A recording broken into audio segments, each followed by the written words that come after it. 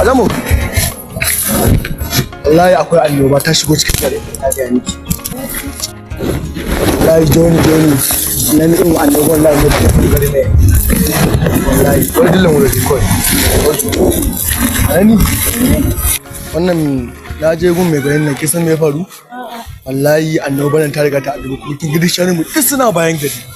Dan sarkin mafarauta na ji shi ma ya tafi shanu mu suna yin zuwa yankin nan. To cuta ce tana afkuwa ta afku gabaki dai a garin mu kadai ne Allah ya kiyaye mu.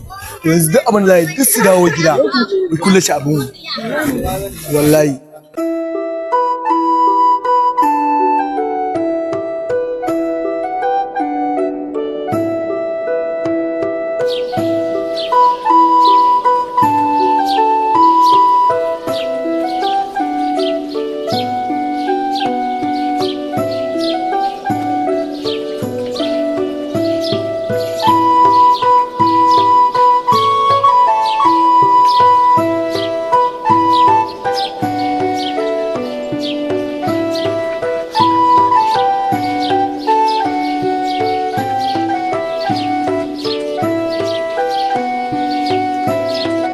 yanzu kana bani labari kuma baka ƙarasa ba.